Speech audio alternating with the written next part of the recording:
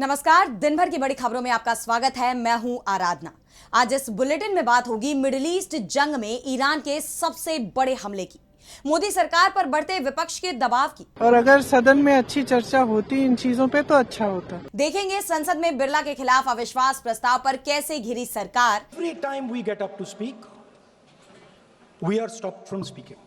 सावरकर मानहानि मामले में कोर्ट से बीजेपी को कैसे लगा झटका, जानेंगे सीसी ज्ञानेश कुमार की कुर्सी पर क्यों मंडराया खतरा, और बुलेटिन के आखिर में देखेंगे एनसीईआरटी मामले में क्या है सुप्रीम कोर्ट का रुख। लेकिन दिन भर की तमाम बड़ी खबरों से पहले एक नजर आज की सुर्खियों पर। पंजाब में मावा धिया सत्कार योजना का ऐलान, महिलाओं को मिलेगी हर महीने आर्थिक मदद। बजट में भगवंत मान सरकार का बड़ा दाव। शारदा चिटफंड घोटाले पर कलकत्ता हाईकोर्ट सख्त, श्यामल सेन कमेटी की रिपोर्ट सार्वजनिक करने का निर्देश, पीड़ितों में जगी उम्मीद। दिल्ली में पूर्व सैनिकों का जमावड़ा, सचिन पायलट की मौजूदगी में कर्नल रोहित चौधरी ने भरी हुंकार, सरकार पर पूर्व सैनिकों के साथ सौतेला बर्ताव करने का लगाया आरोप। महाराष्ट्र की लाडकी बहन योजना पर गहराया संकट, 90 लाख महिलाएं लाभार्थी सूची से बाहर, विपक्ष ने बताया विश्वासघात और चुनावी छलावा। और लाल निशान पर बंद हुआ शेयर बाजार, 1342 अंकों की गिरावट के साथ 76,863 पर बंद हुआ सेंसेक्स, वहीं 394 अंकों की गिरावट के साथ 23,866 पर बंद हुआ निफ्टी। ये तो थी सुर्खियां। अब बात आज की सबसे बड़ी खबर की। मिडिल ईस्ट में जंग और भीषण होती जा रही है। ईरान ने अपना अब तक का सबसे खतरनाक ऑपरेशन शुरू करने का ऐलान कर दिया है और अब इस संघर्ष के केंद्र में हॉर्मुज स्ट्रेट आ गया है। इस क्षेत्र से गुजरने वाले जहाजों को निशाना बनाया जा रहा है। इन हालात में जंग को लेकर इजरायल और अमेरिका की स्थिति और कमजोर होती नजर आ रही है। तो क्या है इस जंग की अपडेट, आइए देखते हैं इस रिपोर्ट में। मिडिल ईस्ट की जंग में ईरान ने इजराइल और अमेरिका के खिलाफ आक्रामकता और बढ़ा दी है।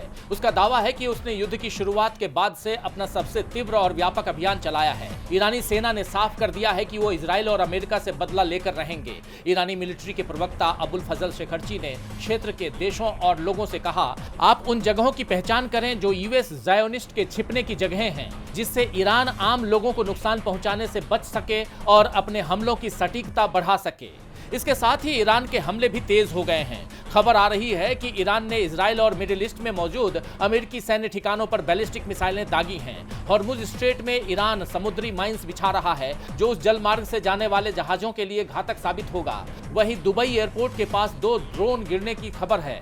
दोहा में भी धमाकों की आवाजें सुनी गईं, जिसके बाद कतर ने हाई सिक्योरिटी खतरे की चेतावनी जारी की है। उधर ईरानी प्रेसिडेंट मसूद पेजेश्कियान ने दुनिया भर के देशों को कड़ी चेतावनी दी है। उन्होंने कहा है कि अगर इंटरनेशनल कम्युनिटी युद्ध के लिए जिम्मेदार लोगों को जिम्मेदार नहीं ठहराती है तो ग्लोबल ऑर्डर और दुनिया की सिक्योरिटी खतरे में पड़ सकती है।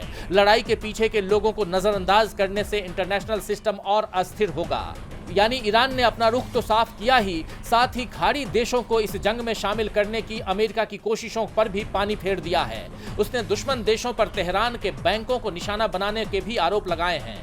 ईरानियन रेड क्रिसेंट सोसाइटी ने बताया कि इस जंग में अब तक अमेरिका और इजराइल के 20,000 नागरिक आवासों को निशाना बनाया गया है। इसके अलावा ईरान के नए सर्वोच्च नेता मुज्तबा खामनेई को लेकर जो खबरें चल रही थी कि वो इजरायली हमलों से घायल हो गए हैं, उन्हें अफवाह बताते हुए ईरान ने खारिज कर दिया है। उनकी तरफ से बताया गया है कि नए सर्वोच्च नेता बिल्कुल सुरक्षित हैं। इन सब के साथ ही इस जंग में जिन कमांडरों की जान जा चुकी है, उनके लिए तेहरान में अंतिम संस्कार समारोह भी आयोजित किया गया, जिसमें भारी पैमाने पर भीड़ जुटी। ईरानी जनता की ये एकजुटता अमेरिका और इजराइल को करारा जवाब है, जो तेहरान में तख्ता पलट के ख्वाब देख रहे हैं। बिगड़ते हालात के बीच तुर्की के राष्ट्रपति एर्दोआन ने इस जंग को रोकने की अपील की है। उन्होंने कहा, इस जंग को रोकना होगा इससे पहले कि ये पूरे इलाके को आग की लपटों में घेर ले। अगर डिप्लोमेसी का मौका दिया जाए तो ये पूरी तरह मुमकिन है। अगर ये बिना सोचे समझे कानून के खिलाफ और अनियमित जंग जारी रही तो जान माल का और नुकसान होगा और ग्लोबल इकोनॉमी पर इसका खर्च और भी बढ़ जाएगा। और इधर यूनाइटेड नेशन ने भी दुनिया को चेताया है। लेकिन सवाल ये है कि मौजूदा हालात में क्या ये जंग खत्म होगी, ये देखना होगा। मिडिल ईस्ट की जंग ने दुनिया भर में तेल संकट खड़ा कर दिया है, लेकिन रूस को जरूर इसका फायदा मिल रहा है। अमेरिका ने भारत को रूसी तेल खरीदने की इजाजत दे दी, मगर इसे लेकर भारत की सियासत में बवाल मच गया है। तेल की सप्लाई बाधित होने की चर्चा के बीच देश में एलपीजी की कीमतों में उछाल को लेकर मोदी सरकार घिर गई है। ऐसे में विदेशी कूटनीति से लेकर घरेलू गैस तक सरकार चौतरफा दबाव में नजर आ रही है। देखिए ये रिपोर्ट। भारत में ईंधन की कीमतों और अंतर्राष्ट्रीय कूटनीति को लेकर राजनीतिक पारा चढ़ गया है। रूसी तेल की खरीद और देश में एलपीजी की भारी किल्लत को लेकर कांग्रेस सहित पूरे विपक्ष ने केंद्र की मोदी सरकार के खिलाफ मोर्चा खोल दिया है। विपक्ष के हमले की मुख्य वजह व्हाइट हाउस की प्रेस सचिव कैरोलिन लेविट का वो बयान है जिसमें उन्होंने कहा कि अमेरिका ने भारत को रूसी तेल खरीदने की इजाजत दी है और भारतीयों को अच्छे एक्टर के रूप में उन्होंने संबोधित किया। Our allies in India, as you know, Lalit, have been good actors and have previously stopped buying sanctioned Russian. Congress ने इस बयान का वीडियो साझा करते हुए इसे भारत की गरिमा और संप्रभुता का घोर अपमान बताया है। पार्टी ने तीखे सवाल दागते हुए पूछा कि भारत के फैसले आखिर बाहर से निर्देशित क्यों हो रहे हैं। पार्टी ने प्रधानमंत्री की चुप्पी पर भी सवाल उठाया और ट्वीट किया कि प्रधानमंत्री को किस बात का डर है, क्या भारत को ब्लैकमेल किया जा रहा है, सरकार इस अपमान पर आपत्ति क्यों नहीं जता रही। एक तरफ कूटनीतिक विवाद है तो दूसरी तरफ घरेलू मोर्चे पर एलपीजी सिलेंडर की किल्लत ने मामले को तूल देने का काम किया है। महिला कांग्रेस अध्यक्ष अलका लांबा ने एक प्रेस कॉन्फ्रेंस के दौरान पेट्रोलियम मंत्री हरदीप पुरी पर निशाना साधा। उन्होंने कहा कि एक तरफ मंत्री दावा कर रहे हैं कि भंडार भरे हुए हैं, वहीं दूसरी तरफ पूरा देश किल्लत की चपेट में है। जब विपक्ष ने जनता की आवाज उठानी चाहिए तो उन पर एफआईआर दर्ज कर दी गई। अभी भी ये सरकार इस हालात को देखने के बाद कहती है सब चंगा है, कुछ भी चंगा नहीं है। सदन के बाहर कांग्रेस सांसद प्रियंका गांधी ने भी सरकार की नीतियों को आड़े हाथों लिया। उन्होंने कहा कि एलपीजी का मुद्दा पूरी तरह सरकार की विफल नीतियों का नतीजा है। अगर सदन में इन पर चर्चा होती तो हम जनता के सवाल उठा पाते। बेरोजगारी बढ़ रही है, अब एलपीजी की सिचुएशन को देखिए, कितना बर्दाश्त करेगी, और इनकी पॉलिसीज, इनकी नीतियों की वजह से। और अगर सदन में अच्छी चर्चा होती इन चीजों पे तो अच्छा होता। वहीं राज्यसभा में सांसद कपिल सिब्बल ने भी अंतर्राष्ट्रीय तनाव का हवाला देते हुए सरकार को घेरा। उन्होंने कहा कि ईरान इजरायल युद्ध का असर गैस की कीमतों पर पड़ेगा। सरकार ने समय रहते दूरदर्शिता नहीं दिखाई, हिंदुस्तान मुश्किल स्थिति में है। फिलहाल विपक्ष इस मुद्दे पर सरकार को सड़क से लेकर संसद तक चौतरफा घेरे हुए है, जिससे उस पर दबाव और बढ़ गया है। तेल सप्लाई और एलपीजी की कीमतों को लेकर विपक्ष ने सरकार के खिलाफ मोर्चा खोल दिया है। इसकी गूंज संसद में भी सुनाई दी, लेकिन इसके अलावा जो मुद्दा सदन में गरमाया रहा वो था लोकसभा स्पीकर ओम बिरला के खिलाफ अविश्वास प्रस्ताव। बिरला पर विपक्षी सांसदों के साथ भेदभाव के आरोप हैं, जिस पर कांग्रेस सांसद राहुल गांधी से लेकर गृह मंत्री अमित शाह तक सभी ने सदन में अपनी बात रखी। तो क्या कुछ हुआ इस बहस के दौरान, जानने के लिए देखिए ये रिपोर्ट। संसद के बजट सत्र का दूसरा सेशन जारी है, जिसमें विपक्ष ने लोकसभा स्पीकर ओम बिरला के खिलाफ अविश्वास प्रस्ताव पेश किया है, जिससे बिरला की टेंशन बढ़ती ही जा रही है। दरअसल उन पर आरोप लगे हैं कि वो सदन में विपक्षी सांसदों को बोलने से रोकते हैं और पक्षपात करते हैं। कांग्रेस सांसद राहुल गांधी ने इस प्रस्ताव पर कहा कि कई बार मेरा नाम लिया जा रहा है और मेरे बारे में बातें कही जा रही हैं। ये सदन भारत की जनता की अभिव्यक्ति है। ये सदन किसी एक दल का प्रतिनिधित्व नहीं करता, ये सदन पूरे देश का प्रतिनिधित्व करता है। हर बार जब हम बोलने के लिए खड़े होते हैं तो हमें बोलने से रोक दिया जाता है। Every time we get up to speak, we are stopped from speaking. पिछली बार जब मैंने बोला था तो मैंने हमारे प्रधानमंत्री के किए गए समझौते के बारे में एक मूलभूत सवाल उठाया था। मुझे कई बार बोलने से रोका गया है। भारत के इतिहास में पहली बार नेता विपक्ष को सदन में बोलने नहीं दिया गया। हमारे प्रधानमंत्री के साथ समझौता किया गया है और ये बात सभी जानते हैं। यहाँ चर्चा लोकतांत्रिक प्रक्रिया और अध्यक्ष की भूमिका के बारे में है। तो वहीं कांग्रेस महासचिव केसी वेणुगोपाल ने कहा कि जब सदन का संरक्षक ही सत्ता पक्ष के मुखिया की तरह काम करने लगे तो ये लोकतंत्र के लिए चिंताजनक है। व्यक्तिगत रूप से ओम बिरला ठीक हो सकते हैं, लेकिन उनके हाथ पूरी तरह बंधे हुए हैं। जब भी कोई मुद्दा आता है तो गृह मंत्री अमित शाह बीच में कूदकर सुझाव देने लगते हैं। ऐसे में स्पीकर क्या कर सकते हैं?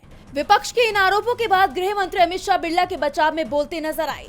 उन्होंने कहा कि स्पीकर की नियुक्ति में दोनों दलों के नेता साथ थे और स्पीकर सभी दलों के होते हैं। अब देखना ये होगा कि इन हमलों के जवाब में सरकार कब तक चुप्पी साधे रखती है।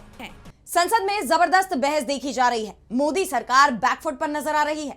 इस बीच उसे कोर्ट से भी झटका लगा है। राहुल गांधी को घेरने के बीजेपी के मंसूबे पर एक बार फिर पानी फिर गया है। नासिक की अदालत ने राहुल गांधी को बड़ी राहत दी है। सावरकर मानहानि मामले में कोर्ट ने पूरा मामला ही खत्म करने का आदेश दे दिया, जिसे राहुल गांधी समेत पूरी कांग्रेस के लिए एक बड़ी जीत के तौर पर देखा जा रहा है। कानूनी मोर्चे पर कांग्रेस सांसद राहुल गांधी की बड़ी जीत हुई है। सावरकर मानहानि मामले में नासिक की एक अदालत ने उनके खिलाफ चल रहे इस केस की पूरी कार्यवाही को आधिकारिक रूप से समाप्त करने का आदेश दे दिया है। इस फैसले के साथ ही ये कानूनी विवाद अब पूरी तरह खत्म हो चुका है। इस आदेश को राहुल गांधी की बड़ी जीत के तौर पर देखा जा रहा है। आइए एक बार जान लेते हैं कि ये मामला क्या था। दरअसल ये मामला नवंबर 2022 का है। उस समय राहुल गांधी अपनी भारत जोड़ो यात्रा के दौरान महाराष्ट्र के वाशिम और अकोला जिलों में थे। 17 नवंबर 2022 को अकोला में एक प्रेस कॉन्फ्रेंस के दौरान राहुल गांधी ने सावरकर से जुड़े कुछ ऐतिहासिक दस्तावेज दिखाए थे। राहुल गांधी ने दावा किया था कि सावरकर ने अंग्रेजों को माफीनामा लिखा था और वो उनसे पेंशन भी लेते थे। इसी बयान को आधार बनाकर नासिक के सामाजिक कार्यकर्ता देवेंद्र भूतड़ा ने मानहानि का मुकदमा दर्ज करवाया था। शिकायतकर्ता का आरोप था कि राहुल गांधी के बयानों से सावरकर की छवि धूमिल हुई है और करोड़ों लोगों की भावनाएं भी आहत हुई हैं। राजनीतिक जानकारों का मानना है कि इस केस के जरिए बीजेपी और उसके समर्थक संगठन राहुल गांधी को घेरने की कोशिश में थे। सावरकर के मुद्दे पर कांग्रेस को दबाव में लाने की कोशिशें लंबे समय से जारी थी। हालांकि अदालत के इस ताजा फैसले ने बीजेपी के मंसूबों पर पानी फेर दिया है। अतिरिक्त मुख्य न्यायिक मजिस्ट्रेट ने मामले का फाइनल निपटारा कर दिया है। इससे पहले जुलाई 2025 में राहुल गांधी को इस मामले में जमानत मिली थी, लेकिन अब कोर्ट ने साफ कर दिया है कि आगे कोई कानूनी प्रक्रिया नहीं चलेगी। अब कोर्ट के इस फैसले को कांग्रेस अपनी बड़ी जीत मान रही है। पार्टी का तो पहले ही कहना था कि ये केस राजनीतिक दुर्भावना से प्रेरित है और अब ये केस बंद होने से बीजेपी को जहां बड़ा झटका लगा है, तो वहीं कानूनी और राजनीतिक मोर्चे पर पार्टी की बड़ी जीत होती दिखाई दे रही है। कोर्ट से राहुल गांधी को बड़ी राहत मिली है, लेकिन मुख्य चुनाव आयुक्त ज्ञानेश कुमार मुश्किलों से घिर गए हैं। विपक्ष का आरोप है कि चुनाव आयोग बीजेपी के इशारों पर काम कर रहा है और अब उसने ज्ञानेश कुमार के खिलाफ बड़े एक्शन की तैयारी कर ली है। विपक्ष सीईसी के खिलाफ महाभियोग ला रहा है। तो क्या खतरे में है ज्ञानेश कुमार की कुर्सी? आइए देखते हैं इस रिपोर्ट में। मुख्य चुनाव आयुक्त ज्ञानेश कुमार मुश्किलों से घिर गए हैं। इस बार संकट उनकी कुर्सी पर मंडरा रहा है। विपक्ष ने ज्ञानेश कुमार को पद से हटाने के लिए मोर्चा खोल दिया है। टीएमसी के नेतृत्व में शुरू हुए इस अभियान को कांग्रेस, सपा और आम आदमी पार्टी का समर्थन भी मिल गया है। कांग्रेस अध्यक्ष मल्लिकार्जुन खड़गे के दफ्तर में इंडिया गठबंधन की मीटिंग बुलाई गई, जिसमें सीईसी के खिलाफ महाभियोग प्रस्ताव को मंजूरी दे दी गई। इसके साथ ही विपक्ष का ये आंदोलन और मजबूत हो गया है। अब तक इस प्रस्ताव पर 100 से ज्यादा सांसदों के हस्ताक्षर हो चुके हैं। इसे संसद के इसी सत्र में पेश करने की तैयारी है, यानी लोकसभा स्पीकर ओम बिरला के खिलाफ अविश्वास प्रस्ताव पर चर्चा जैसे ही खत्म होगी, टीएमसी इस प्रस्ताव को सदन के पटल पर रख देगी। ऐसे में ज्ञानेश कुमार के लिए ये हफ्ता बहुत भारी पड़ने वाला है। आप जानते हैं कि पहले से ही विपक्ष चुनाव आयोग और सीईसी ज्ञानेश कुमार के खिलाफ कई आरोप लगा रहा है। विपक्षी दलों का कहना है कि चुनाव आयोग बीजेपी की कठपुतली बन गया है, चाहे वो ईवीएम का मुद्दा हो या एसआईआर विवाद।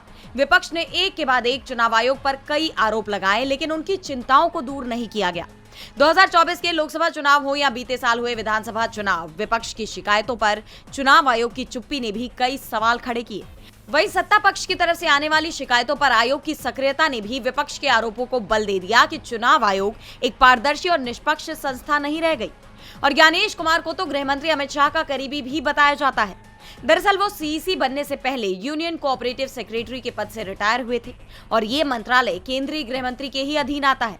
ऐसे में उनकी नियुक्ति भी सवालों से घिरी रही और अब विपक्ष ने महाभियोग प्रस्ताव के साथ ज्ञानेश कुमार को पद से हटाने की ही ठान ली है। ऐसे में देखना यह होगा कि इस प्रस्ताव पर संसद में क्या फैसला होता है, लेकिन फिलहाल ज्ञानेश कुमार की कुर्सी खतरे में ही दिखाई दे रही है। सीईसी के खिलाफ विपक्ष बड़ा मोर्चा खोलने वाला है, तो यूपी में शंकराचार्य अभिमुक्तेश्वरानंद का धर्म युद्ध भी जारी है।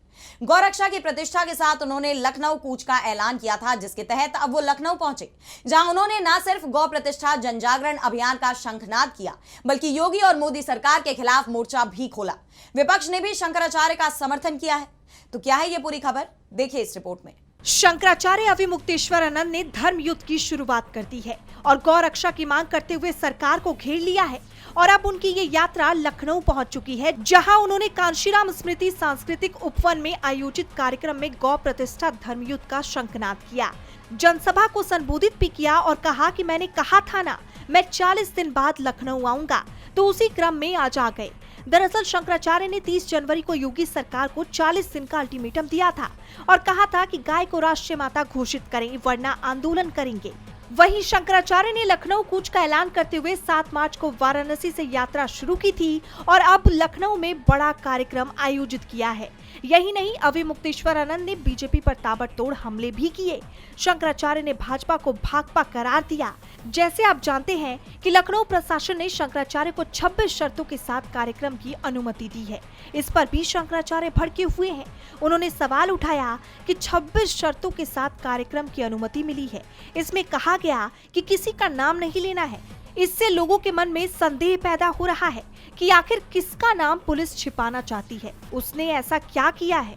विपक्ष ने शंकराचार्य का खुला समर्थन किया है। इस कार्यक्रम में कांग्रेस प्रदेश अध्यक्ष अजय राय पहुंचे। उन्होंने साष्टांग दंडवत होकर शंकराचार्य से आशीर्वाद लिया और कहा, परम पूज्य शंकराचार्य जी का जो आदेश है, जो उन्होंने मांग उठाई उसका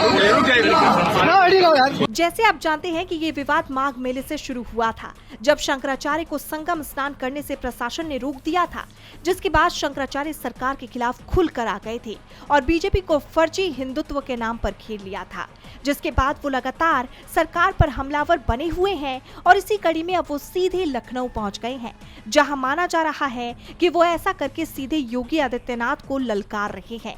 यूपी चुनाव से पहले का ये घटनाक्रम सरकार की टेंशन को बढ़ाने का काम कर रहा है। और बुलेटिन के आखिर में देखेंगे एनसीईआरटी को लेकर जारी विवाद पर सुप्रीम कोर्ट के सख्त रुख को। सुप्रीम कोर्ट ने मामले में सुनवाई के बाद नए चैप्टर के प्रकाशन को लेकर नए निर्देश जारी किए हैं। वहीं 8वीं क्लास की किताब में न्यायपालिका में भ्रष्टाचार का टॉपिक जोड़ने वाले 3 एक्सपर्ट्स पर गाज गिर गई है। सुप्रीम कोर्ट का यह आदेश एनसीईआरटी के सार्वजनिक माफीनामे के बाद आया है। तो क्या कुछ हुआ कोर्ट में सुनवाई के दौरान, देखिए इस रिपोर्ट में। सुप्रीम कोर्ट ने एनसीईआरटी की 8वीं क्लास की किताब में न्यायपालिका में भ्रष्टाचार वाले चैप्टर को लेकर बेहद कड़ा रुख अपनाया है। कोर्ट ने इस मामले में केंद्र सरकार को सख्त निर्देश जारी किए हैं। सुप्रीम कोर्ट ने साफ कहा है कि इस चैप्टर को तैयार करने में शामिल तीनों व्यक्तियों से सरकार अपने सभी संबंध तुरंत खत्म कर ले। दरअसल कोर्ट ने जिन 3 व्यक्तियों के खिलाफ एक्शन लेने की बात कही है, उनमें प्रोफेसर मिशेल डैनिनो, दिवाकर और आलोक प्रसन्ना कुमार शामिल हैं। सुप्रीम कोर्ट ने निर्देश दिया है कि अब से किसी भी सरकारी संगठन या संस्थान में इन तीनों को कोई भी सरकारी काम नहीं दिया जाएगा। साथ ही भविष्य में इन्हें पब्लिक फंड से कोई भी भुगतान नहीं किया जाएगा। कोर्ट का ये फैसला एनसीईआरटी के सार्वजनिक माफीनामे के 1 दिन बाद आया है। मामले की सुनवाई के दौरान सुप्रीम कोर्ट ने बेहद तल्ख टिप्पणी की। कोर्ट ने कहा, हमें इस बात पर कोई संदेह नहीं है कि इन लोगों को या तो भारतीय न्यायपालिका की पर्याप्त जानकारी नहीं है या इन्होंने जानबूझकर तथ्यों को गलत तरीके से पेश किया है। इनका मकसद क्लास 8 के मासूम छात्रों के मन में न्यायपालिका की एक नकारात्मक छवि बनाना था। सुप्रीम कोर्ट ने आगे कहा कि ऐसे लोगों को अगली पीढ़ी के लिए पाठ्यक्रम तैयार करने या किताबों को अंतिम रूप देने के काम से जोड़ने का कोई कारण नहीं है। अब सुप्रीम कोर्ट ने सिर्फ बैन ही नहीं लगाया, बल्कि भविष्य के लिए भी नियम तय कर दिए हैं। कोर्ट इस बात से हैरान था कि न्यायपालिका पर चैप्टर लिखने वाली कमेटी में एक भी नामचीन कानूनविद शामिल नहीं था। अब कोर्ट ने निर्देश दिया है कि एनसीईआरटी के विवादित चैप्टर की जगह जो भी नया चैप्टर लिखा जाएगा, उसे डोमेन एक्सपर्ट्स की कमेटी से मंजूरी लेनी होगी। इस कमेटी में एक पूर्व सीनियर जज, एक मशहूर शिक्षाविद और एक वरिष्ठ वकील शामिल होंगे। कमेटी की हरी झंडी मिलने से पहले नया चैप्टर पब्लिश नहीं किया जा सकेगा।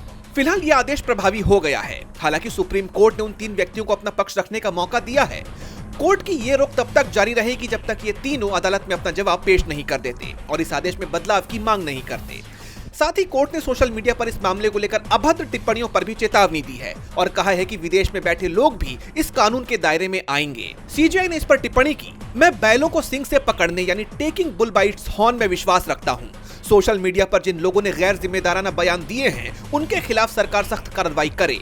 सरकार उन साइट्स और लोगों की पहचान करे जो इस शरारत के पीछे हैं। यानी देखा जाए तो इस मामले में सुप्रीम कोर्ट ने बेहद सख्त रुख इख्तियार कर लिया है। अब इस मामले में आगे क्या होता है, ये तो देखना होगा। तो आज इस बुलेटिन में इतना ही। आप देखते रहिए डीबी लाइव। नमस्कार।